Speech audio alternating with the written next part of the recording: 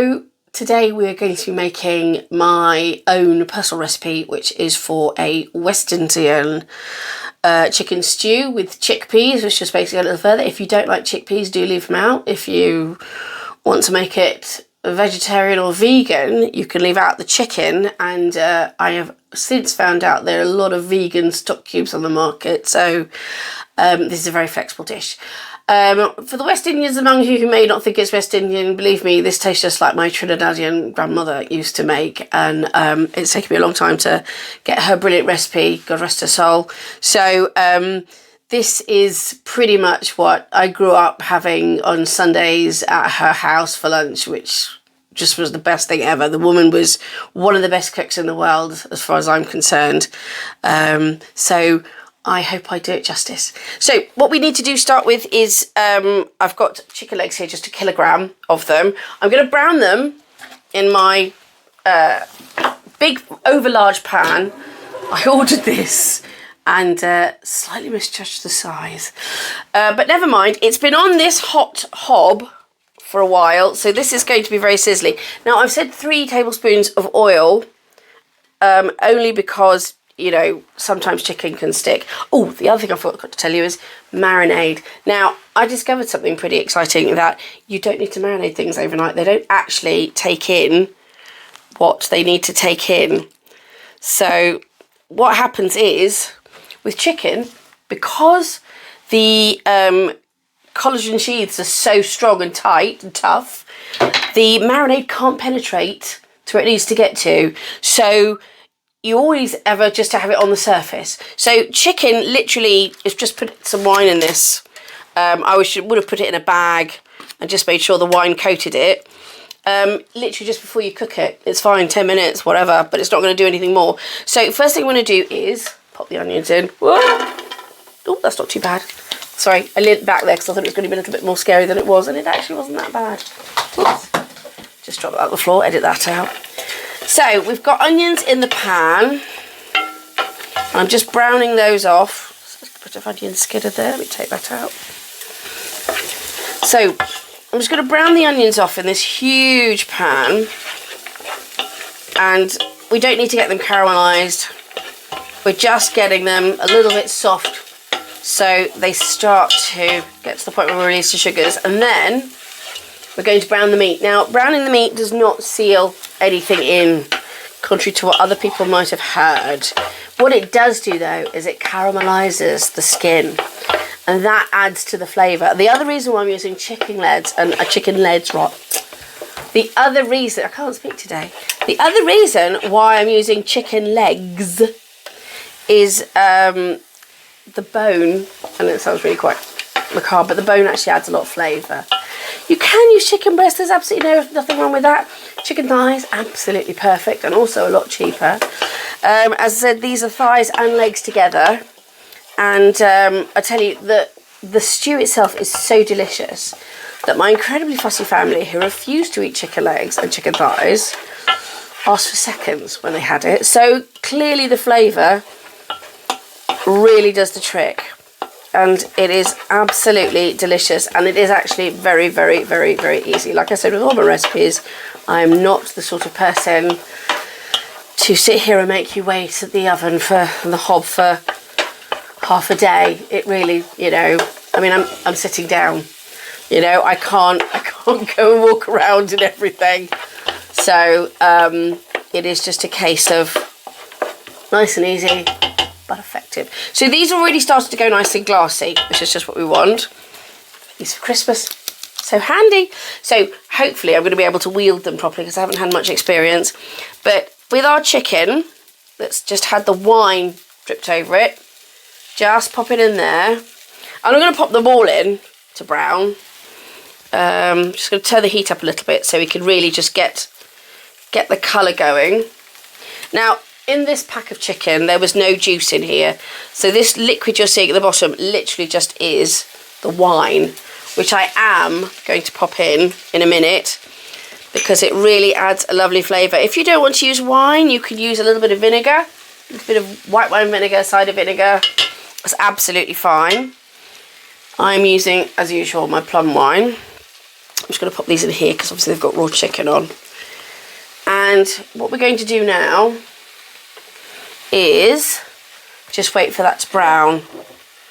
Now, again, I've used chicken with skin on. You can use chicken breast. Again, when you brown it, don't brown it for too long because it could get a little bit sort of tough on the skin.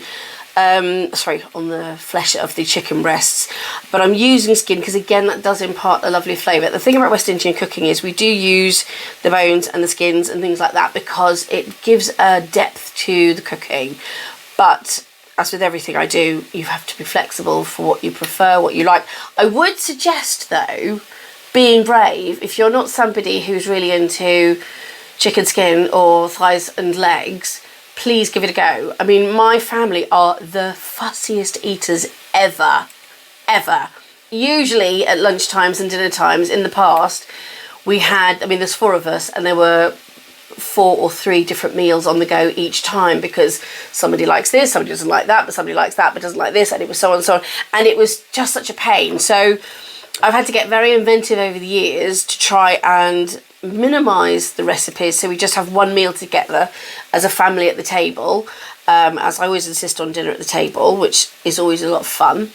And so this recipe was met with quite a lot of this is getting quite hot, quite a lot of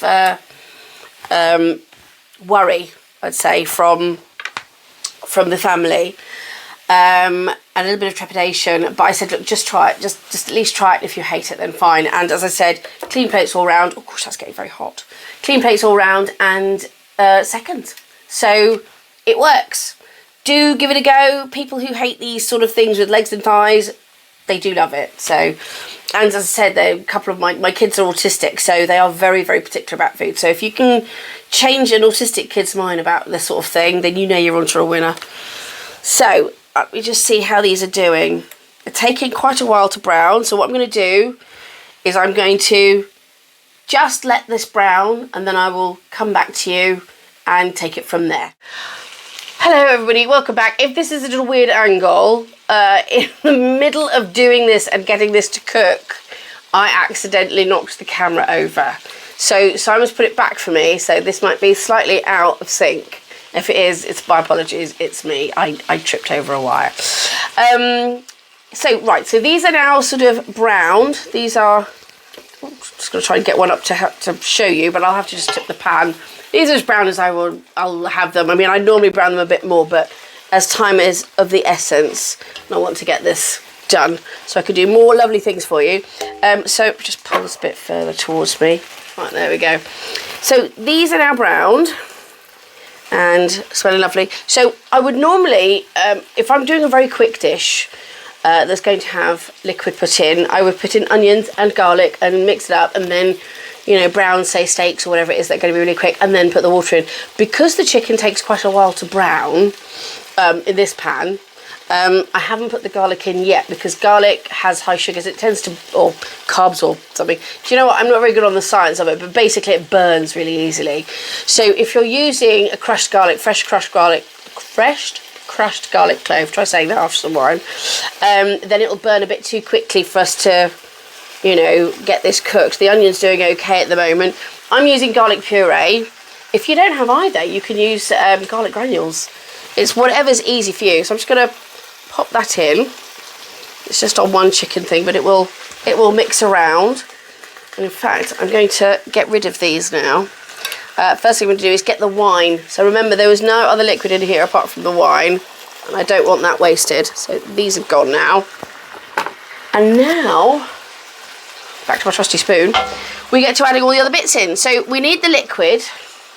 We're also going to add in, and this is the good bit. So you've just done the onions, you've just browned the chicken, you've just chucked in the garlic, and it's like, that goes in. And that goes in, that's the chickpeas. And the peas go in, that's that done. And now, what have we got left now? So we've got the herbs, the gravy browning, the Worcestershire sauce. Woo! That goes in, Liam Perrin's Worcestershire sauce, very important. Mixed herbs, sprinkle those in, done. And the tomato puree, just going to pop that as a blob on the top. Now, This is, okay, this is the soy sauce. This is soy sauce. Plop that in. Sugar. Sprinkle that in. Give it a little sprinkle. There we go. I've used demerara sugar for that. Now, it does say a heaped teaspoon of sugar, because I've used brown demerara, which isn't technically as sweet as caster or granulated or syrup or honey. So I am going to make sure that in the ingredients it says if you do those ones, that it is just half a teaspoon of those, because otherwise it's going to be too sweet. For granulated or caster sugar, even maybe a quarter, because you just need it to take the edge off everything. You don't really actually want a sweet thing. If for any reason you put it in and it is too sweet, then you need to even it up with a bit of salty and sour. So if something's too sour, you add a little bit of sugar and then a little tiny bit of salt, and it's like this triad. They're my triad of everything. So if it's too sweet, you add a little bit of sour and a touch of salt. Now go easy on salt. It's better just to add a tiny bit at a time, and of course don't taste it as you go along with chicken, because it's raw chicken. But once it's cooked, don't panic. Once it's cooked and it's all ready and it's safe to taste, you can still save it, and I will tell you how. It's absolutely fine. Honestly, you're supposed to enjoy this. It's savable. It's okay. So now I need my stock, which my beautiful assistant is going to hand to me. Let's just pop it down there for me. Thank you very much. Oh, and I forgot to add now the cloves. I know people are like, oh, the cloves, and I agree with you. Cloves are just like, blah. But they really do give a lovely flavour. It just gives a little back note. You don't taste it that much, just a little back note, and that's what you need. Sometimes it's like a piece of paper that's been coloured in, and then there's just one little bit that hasn't been coloured in. It's really annoying, and you just need that little bit coloured in, and the clove just colours that in, just shades it in, and it's like, oh, that's nice, that's nice. So you don't really notice it, but you need it. So, I mean, I'm going to use a pinch of powdered, but if you're convinced you'll be all right, you could pop in a couple of cloves, actual cloves, and just warn people, because if you bite on that, it's really not that, well, I don't think it's pleasant. So I've got 3 stock cubes in here. If you don't want it to be as seasoned as that, pop in 2. And then if you think, oh, do you know what, this could do with another one, pop in a 3rd. But as this is a West Indian thing, I need a fork, darling. Can you pass me the fork? I like 3. The thing about West Indian cooking is the beautiful flavour. It is such a rich flavour. And I personally find that 3 stock cubes really does the trick. It really, really does the trick. Now, this has all got a bit colder now because I've got frozen peas in it. They have defrosted a bit. But it's fine. It'll heat back up. Thank you for the fork, not spoon. Right, so I'm just going to mix my stock up with the 700 mils of hot water. And it doesn't have to be perfectly mixed, because whatever's left in the bottom will dissolve in the stew. And just pour that in. Now, I did have a splatter guard here, if you're wondering what this is, because when I did this before, I had the heat on far too hot, and it splashed up and scared living daylights out of me. So I got the splatter guard just in case, but this is behaving very well today. It's been a good-natured stew for you guys. I think it knows it's on TV. Right, so this ingredient I've got here is called gravy browning. It is not gravy in any way, shape or form. It's not Bisto, it's not, you know, anything like that. It's actually a caramelised sugar, which is used in a lot of West Indian cooking, a lot of West Indian fruit cakes, which is why you see them so dark. It doesn't have a huge amount of flavour, but it does create a gorgeous, rich colour to the stew, and that's very important. So if you don't want to add it, or if you don't have it, or if you don't want to buy it, I think it's by Sarson's, and it's about 99p a bottle, I think, in Tesco. But if you don't want to buy it, or you just think, no, I'm not going to bother, that's fine. It's going to be okay. But personally, I like to add a little bit. So this is just 3 teaspoons of the stuff. Be very careful. It can stain, because obviously it's like a dye. I don't know. I'm going to show you this, actually. I don't know if you can see how it's making stuff get browner. Can you see the difference in the colour? Yeah, there you go. Now that looks very dark, but the chicken will take on the colour as well, as will the vegetables. And it just makes everything look really hearty. As I said, it's quite a staple in cooking. I love it and add it to most things. But it depends. Obviously, if you cook a Mediterranean, you want to see the gorgeous red of the tomatoes and, you know, that sort of thing. But for West Indian cooking, it's all about the comfort. It's about the heartiness. It's about the, oh God, I feel good after you've eaten. And this is it. So basically, that's it. We just leave this now to simmer until the very, very end. And when the very end comes along, I will tell you what we do with the flour. Now, in West Indian cooking, especially, this is what was taught to me by my family. So, I don't know, other people might be going, oh, I've never seen that West Indian cooking. Well, fair enough. But for me, I think for a lot of West Indians, it's kind of, well, for a lot of people actually, it's kind of what your parents taught you, or what your grandparents taught you. For me, it was my grandparents. Both my grandparents were excellent cooks. But my paternal grandmother, Nen, she was amazing. She could rustle up a meal for 6 that was just put any chef to shame, with like 2 tomatoes and a spanner. I mean, I don't know how the hell the woman did it, but she was just amazing. Everything she cooked was brilliant. I'd turn up at her house for lunch and she'd say, oh, I made you broccoli quiche. And I'd just think, oh God, broccoli quiche, are you serious? And I'd eat it and it would just be out of this world. So much. I've actually got the recipe somewhere because it was just fabulous. Same with carrot cake. I hated it until I turned up at her house and she'd made it. And I just thought, oh God, I'm going to have to eat it because I don't want to offend her. Oh my God, it was the best thing I'd ever tasted. And she was one of these people that kind of, oh, I just threw it all together. And so she'd have to guesstimate the amount. So then I'd go home and weigh up, well, maybe this, let's try and make it again with a bit more of that, a bit more of this, on the phone. I'm going, it's not working. And then she'd give me some advice. So everything I've got is pretty much from her, with a little dab from my maternal grandmother, who'd also made some fantastic foods and stews. Hers was more Bajan cooking, which is a little bit simpler, I think, personally. Trinidadian cooking has a deeper depth, I think, but that's just a personal opinion, no offence to anybody. My dad was Trinidadian, my mum was Barbadian, so there's a bit of a fusion going on between the two. But I used to have the meals at my Trinidadian grandmother's were always memorable for all the right reasons. So this is her. So what we do is to thicken it up at the end if it's a bit thin, which she used to leave it thin, but for me, I thicken it with a bit of flour. If you want to make it gluten-free, you can use gluten-free flour. I'm pretty sure that potato flour, rice flour, they all do the same. They'll all puff up and expand and thicken, which is the whole point. Because we don't have a problem with gluten in the family, we're going to be using wheat flour. And not all of this, by the way. This is probably too much. It'll make it like glue. But that's for the end, with a little bit of water mixed in, and I will show you how to do that. So right now, all we need to do is get a very loud lid, pop it on top and leave it for an hour. I would say check on it after half an hour just to make sure. If your lid's got like loose and it's steaming away and it's too hot, turn it down to, you don't want it boiling, you just want it simmering away, bubbling away nicely. Check the water. If it's starting to get a little too low and starting to dry out, add some more water. It might stick to the bottom of your pan if you're using an aluminium pan because of the sugars in the tomato and the garlic and other things in that, and that's fine. Don't worry about it. If it does stick a little bit at the bottom, try and give it a stir.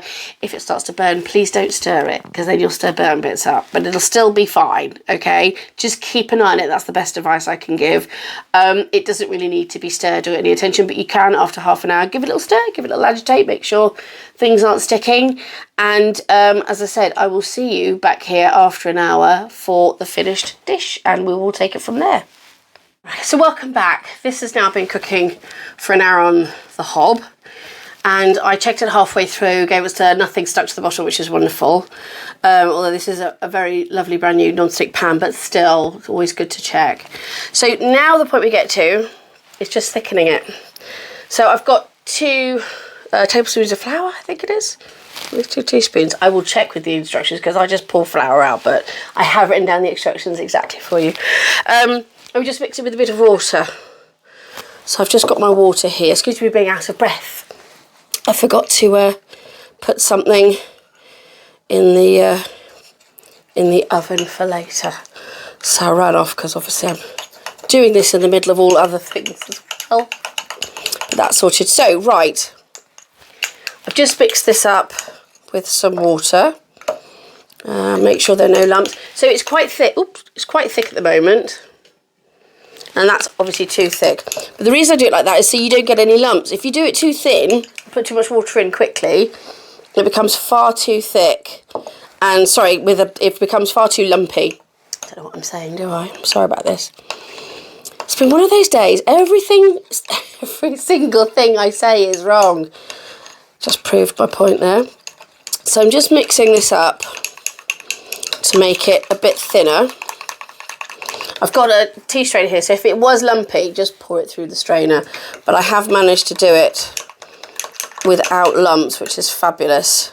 It's just a little bit more water. It's going to get easier. Oh, she says making a mess. It's going to get easier to stir in a minute. Should have used a fork, maybe. That might be easier than a little spoon. Anyway, so now I'm going to pour it into here. There we go. So I poured it into the water, and you can now see what it's like. I'm just going to get a tissue. Just wipe that up as we go along. There we go. So it's now very liquid, as you can see. Just liquid, right. And that is going to be used to thicken up. Now get ready for the steam. Oh, there we go. Oh, I'm just going to tip this up so you can see how beautiful a colour that is now that everything's cooked. I hope you can see through the steam because there's an awful lot coming off. But you should be able to see the picture of the chicken and how everything's this gorgeous brown colour. Oh, steam everywhere. So now what you do is I pull this in sections because the chicken is now falling off the bone. So just to sort of minimise it, I just pour a little bit of the flour sauce in that corner, in one corner, another little bit in this corner, a little bit in this corner, and what I do is just move things around as gently as possible, and that is literally it. You probably won't need all of it, to be honest, because it is just to sort of thicken things so it becomes more of a gravy than a sauce. Although I must admit, my grandmother would leave it as a thinner sauce. But I like a bit of thick gravy, me. And that's it. It is done. It is literally finished. As I said, you know, it's just so simple. Now, I would also say that the family aren't a big fan of the skin, so I would take the skin off before I serve it. But then, of course, if it's something you like, then go for it. We'd serve it with rice, or actually rice and peas, probably a slice of macaroni cheese pie, which I will be showing in a recipe at some point very soon. If not this week, it'll be next week. And this goes beautifully with that, with rice and peas. And there you have it. One very simple, very delicious Trinidadian style West Indian stew, chicken stew, that I have learnt from my grandmother's and have now passing it down onto all of you guys. So enjoy. Any problems with this at all, just give me a hashtag or a message or something. And if you do make it, please let me know how you get on. And if you remember to take a photo, please do share it on social media for me with my Berkshire Housewife social media, and put hashtag Berkshire Housewife so I definitely see it.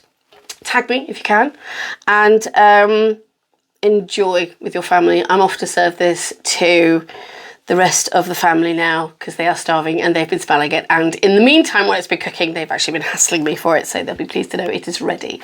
So happy cooking, and I look forward to seeing you for another one of my videos soon. Take care. Thank you so much for watching, and see you soon. Bye.